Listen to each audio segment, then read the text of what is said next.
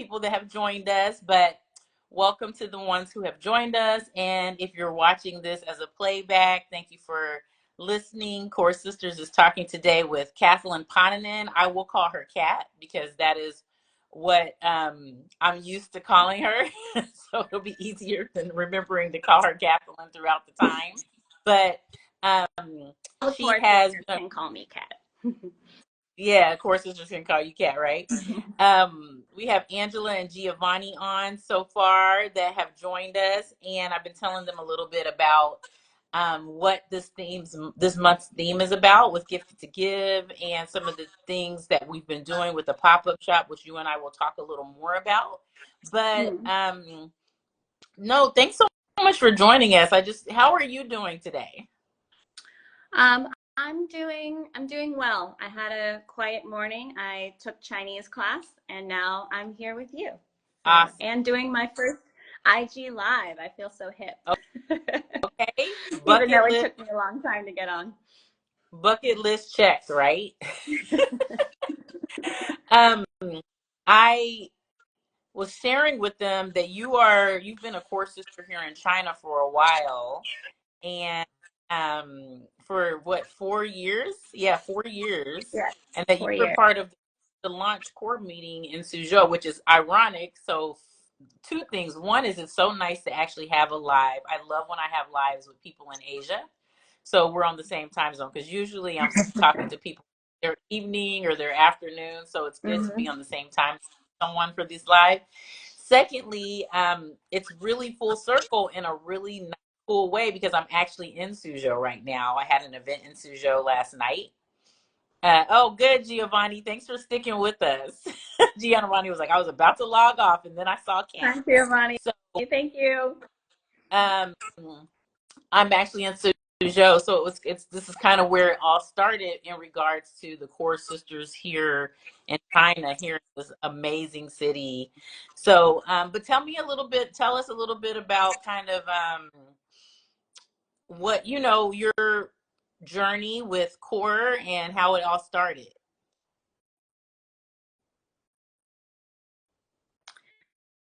Sorry, Asha, you were cutting out. Can you say the question? Oh, I said, tell us a little bit. Sorry about that. I said, tell us a little bit about your journey with CORE and how it all started. Yes. So I moved to China, to Suzhou, in the middle of the pandemic, November 2024, and I actually our family got out of that 2-week quarantine hotel on Thanksgiving Day, and that's why I remember the exact date. And then 4 days later, I was at a CORE event. I think maybe less than a week later, I was at my first CORE event and met Aisha, and was invited by our mutual friend Tiffany, who shared that I have to meet Aisha and I have to come to this event, and it was exactly what I needed, which is community during that times of COVID. And so that was the first time I was actually, in 8 months in a room full of strangers and people and at a restaurant. And so my first core meeting was really impactful in terms of where I was at in my life and where we were at in the world in the middle of a pandemic, and met other women who also were just moving to China. And so just being in a room full of people who are having a shared experience, and that you were able to bring us together around that. And then you so intimately shared your story of why you founded CORE and your core values and beliefs, and helped us tap into our core values and beliefs. And it's been beautiful to watch both Suzhou and Beijing CORE meetings, and that gift of connection that CORE brings, and meeting so many women who, I'm not sure that I would have met otherwise. So yeah, so that has been a gift. Thanks for sharing that. The global community is so important. Community is important just in general, and I think any of us, especially those of us that have the beautiful opportunity to live abroad, I think it's really important for us to tap into different kind of communities that we can relate to and to serve us. But during those COVID months and years, this community Mm-hmm. was really important because it was like, we were all we had. And I think if any of the people online are in Asia or and especially China were here during COVID, they can attest to the fact that, Mm-hmm. like a lot of the relationships were accelerated because we really needed to lean on each other and kind of helped each other through and became kind of there were people that have left China, and I was like crying like I knew them my whole life. So the community is so important. So I'm glad that you got to join and tap in. That was a beautiful group of women. A lot of them have gone, but they are our coordinators that are scattered around the globe now. So thanks for sharing that, and Mm-hmm. take to jump on to talk about Gifted to Give, which is our theme for this month, Yes. and was really inspired a lot by something that you felt you wanted to do. So just to maybe even kind of like lead into that, tell us what Gifted to Give means to you, especially since May is not Mm-hmm. only your birthday, but others.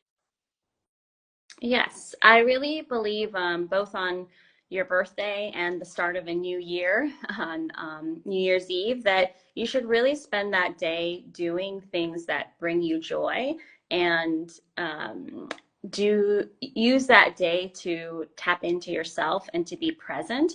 And so um, I also learned from my different travels in the community, and I moved around as a child and now as an adult, and I love experiencing other cultures. And one of the things that I learned from that, and what I see as a common theme all over the world, is how much people give back to their community, give to their neighbor. And so the things that bring me joy is showing gratitude and the and not just writing it down or giving a note to somebody, but really thinking about how can I give back and how can I support my community in a new way, and that really, and also connect with others through that giving, and that really brings me a lot of joy. So the Gifted to Give campaign was something that I wanted to do on my birthday, to give, to not just receive or take, but give back to others.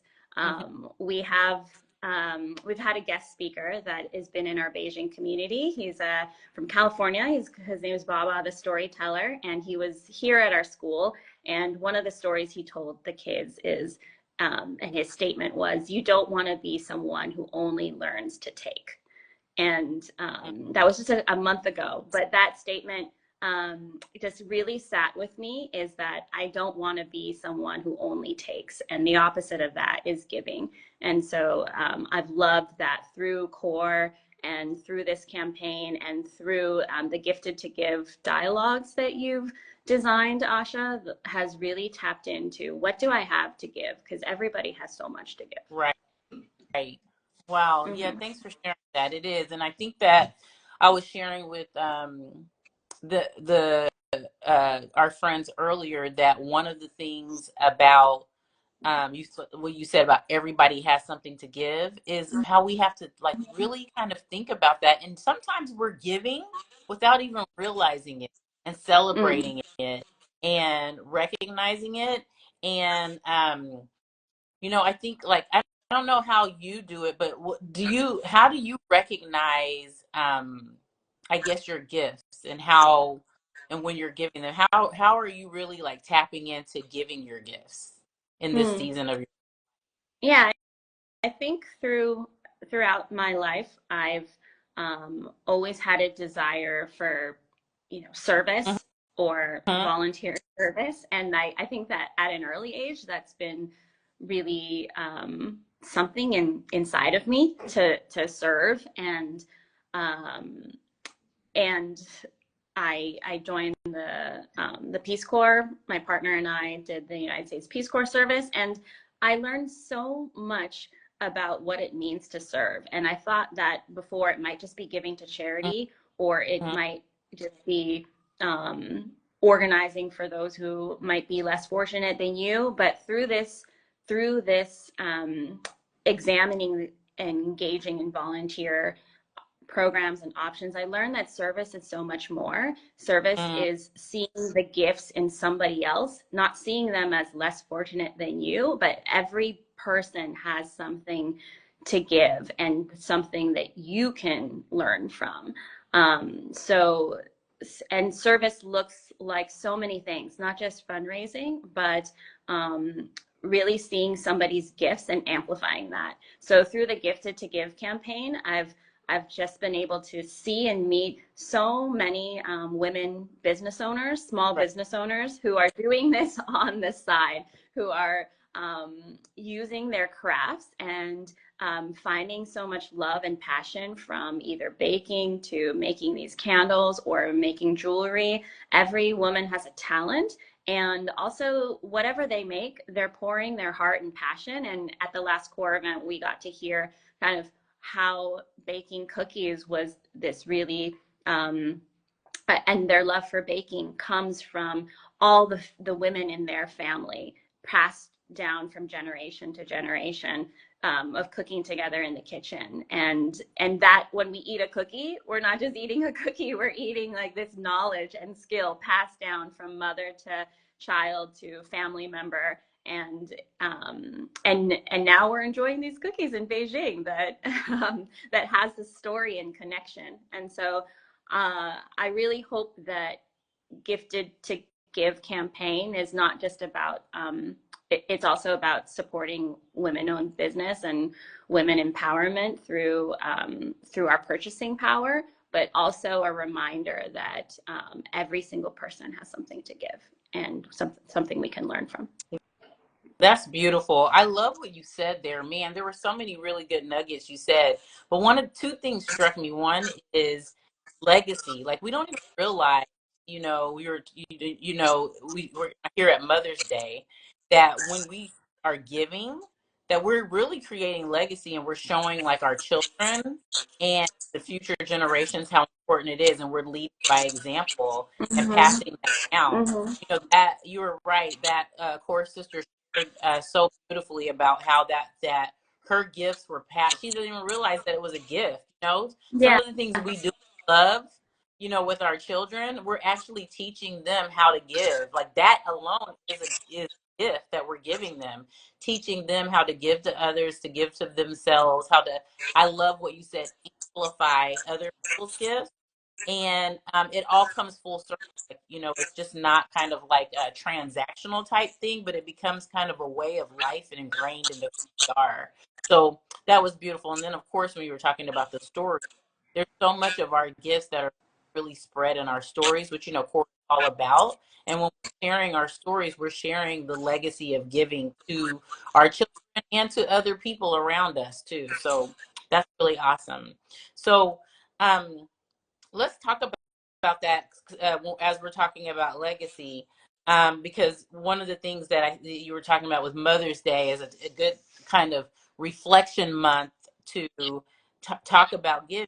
So, as a mother, how has your experience of giving evolved, whether through your work, your family, or through the community? Hmm. I have two children, one turning 9 and the other 11 now. And I, even though I had it in me as a young person to this desire to give or to serve or to volunteer, I actually never saw myself as a mom. And then later on in life, after meeting my partner, and then that desire to have a family kind of started much later for me in life. And when I became a mom, I had no idea how miraculous mothers are and how much you fully give yourself, and that process of and mothers come in all sorts of ways, and families come in all sorts of ways, and I really want to recognize and honor that. And even though and I also see my friends who are mothers, maybe in not the formal sense, they're like, every woman has a child that they are caring for in some way, whether it be a familiar member, or being an auntie to somebody, or a mother in some way to their friends' children. or their students. I'm really not talking just about specifically traditional senses of motherhood, but like every woman is giving so much. And I think they are the cultural bearers, the carers of so many children. And so when I became a mother, I didn't realize all the little things you give of yourself, both physically and emotionally. And your whole world now is oriented towards raising these children to both in their mindsets to contribute to a better world, like what you said earlier, Asha, of like we're modeling towards to our younger the youngest generation of how to give and Right. not how to only take. And so Big. that has been the process of motherhood has been really, really eye-opening, because I also don't think I appreciated all that my mother and my grandmother and my titas, my aunties have done to raise me. And so on Mother's Day, I this campaign was also connected to that, because mothers give so much, and it's Mm-hmm. important to give back to them and to replenish them as well. That's awesome. Yeah, that is true. I feel like that they're a nurturer in us. We always are wrapping our arms around people Mm-hmm. and not recognizing it. And I like that you said that, because there are a lot of people who may not have physically birthed a child or made a decision to have, whether, however they, to be a tradition, like a traditional mother, but they do wrap their arms around people every day and love on them in such a special way. And it is a way that they give back. And I think that we do that naturally without even thinking. And that is a great, great point. So this campaign has been a great celebration of those women, because a lot of the women that we're supporting are also mothers traditionally and maybe non-traditionally, and then we're supporting women in need and underserved that are mothers, and we're enabling them to work in their gifts by Mm-hmm. the organizations and community partners that we have decided to donate money to. So it's been Mm-hmm. really kind of great, and it's still going on. If you are here and you're in China, reach out to either one of us or let us know. We can send you the flyer, especially because there's another platform called WeChat Mm-hmm. that appeared here, like I said earlier. But it's going on to the end of next week, and you can still support these organizations. So our time is, I knew it was going to go fast, but our time's coming up. I want to ask you about another thing that I know that is near and dear to you. So you have lived in China for 4 years now. You've done so much in community work with facets in the schools your Mm-hmm. children have gone, and in the cities that you've worked in. Um, and you're raising a family. What are some of the cross cultural experiences that you've had taught you about giving? Like, Mm. I that. I would say currently, like the hong baos, the red envelopes, that is really ingrained in part of Chinese culture. And so I love giving hong baos, and I love these holidays and celebrations and milestones where we're using these red envelopes to show that we care. And it's just such a part of daily life here. And and then I think this idea of giving back on my birthday month also comes from my time in Thailand, where I Mm, lived there for 2 years. And okay. when it's your birthday, your friends don't actually take you out for dinner. You buy all your friends a meal. You buy them lunch, you buy them dinner, or if you were the one to get promoted, you like take your colleagues out to lunch, and they are doing you a favor by making merit for you for your next life. And so I felt like when I saw that tradition, it was just so contrary to the American tradition where you get abundance of gifts on your birthday. And so I love that idea of when it's your birthday, it's actually your opportunity to give back to others. Um, and I would also say what I learned in this time and this cross-culture experience when I was born in the Philippines and I saw, witnessed extreme poverty at a really early age. In Seattle, I worked with unhoused populations and then also families enduring various levels of economic hardship, and then living in a rural farming community in Thailand. Every single one of these communities that I've been lucky to get to know and have real conversations with real people is that they are always giving. Mm. And so what I would want to leave those listening today is to choose abundance. I think often we feel like we live in a world of scarcity, or we don't have enough time, enough energy, or enough means, and it's really easy to get lost in our privilege or think that maybe something's a competition, or I think even our online social media makes us feel like we're not enough, Mm. exercising enough, eating healthy enough. And so I hope that the month of May and the Gifted to Give campaign and the talks that you are doing makes people think of that we do live in abundance, and how we can give more than take, because there is enough to give. There is enough to go around. And when I see communities who might have less than, they are always giving because they remember what it's like to not have, to have less. And so I think that in all of my travels and cultural experiences, the biggest lesson I've taken away is how much they give of themselves, their time, their energy, the any type of food they might have. And so that's the constant for me. Wow. Well, you know what? That actually is such a good, because I was going to ask you, like, what do you want to leave with us? But I heard choose abundance, don't stop giving, Mhm. look around at the people around you. I mean, like, I love these stories that you share and your journey. And I love that that's what you see when you go to these places. This beauty of how people that we may view, we were even talking about giving back Mhm. to charities and organizations of Mhm. people in underserved populations, but sometimes those are the biggest givers. And you know what? Yeah. What I recognized when I traveled abroad and went to areas with,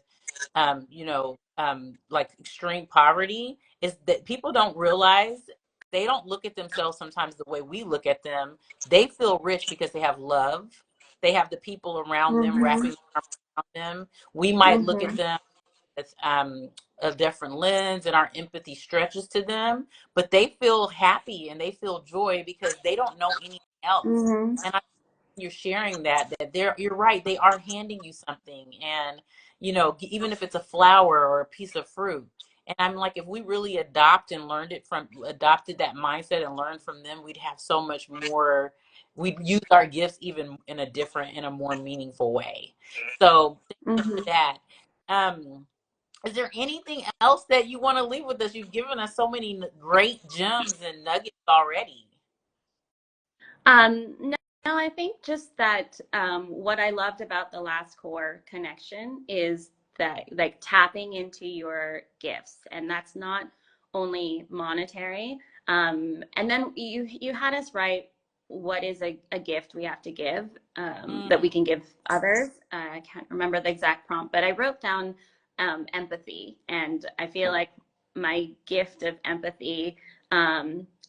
Sometimes is seen as a weakness, and sometimes I even see it as a weakness, that maybe it makes me too soft or makes me acquiesce to others. But I really see that I'm learning to see my gift of empathy as a strength and seeing how it might be tangibly used in other ways. And so I would encourage our core sisters to tap into their multiple gifts and to use that to uplift other women around them. Awesome.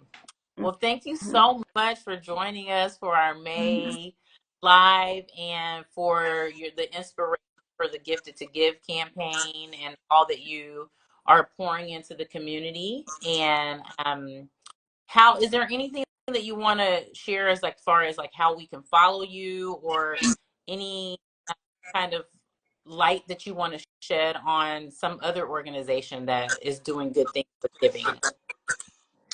Yes, so I'm not very active on social media, but you can find me on LinkedIn under my name. And I would, I would, in terms of one organization, definitely look at the organizations we're supporting on our Gifted to Give campaign, and Starfish particularly. And at the same time, like think about your own purchasing power. And so it's very easy to give in to Amazon or Taobao, but knowing who you are buying from, and that every single thing you buy, you have purchasing power. And so what I loved about the Gifted to Give campaign is that we are buying candles and jewelry and baked goods, and knowing that every single RMB or dollar is uplifting another woman. And so we can make those purchasing power choices every day. So be really conscious of who you're buying from, because there's so many organizations wherever you live in the world where you can buy that item and you know that it's sustainable or socially conscious. So think about your purchasing power every day. Great. Thank you. That's so true. Thank you so much for leaving us with that and so much more of your journey, your story, your experience, and wisdom around gifts and giving, and taking your time to join us. Yeah. So, Thank um, you for inviting me to do this and you're checking us. I do welcome to your live on my bucket live. list. It And was a thank you good for all you do, time. Asha. Now you'll be a pro. Huh? Thank you for all you do. I want to take a moment to just show my deep gratitude for the ways you uplift women and the ways you model using your gift of connection and making the world a little smaller. And I feel connected to so many core sisters all over the world, that we're having this conversation together and taking a moment to do that. So thank you for the gifts you give us. Oh, thank you so much. I love it. You all that make it so much worth our while, so worth my while. And I learned from you all. You guys are definitely all of you are. I feel like I rise with you guys as you do, and you lift as you rise. So thank you so much for being on here, and maybe one time, hopefully, we'll have you back again. Um, I would and love this to. time, you'll be maybe leading it. I might have some of the core ladies be our interviewers in the future. So interviewing some of the other amazing ladies in our community. But Ooh, anyway, take care. Thank you for all the people who joined, and I hope you all are also using your gifts for good and spreading love and also receiving good gifts every day. So take care. thank you. Bye. Bye, everybody.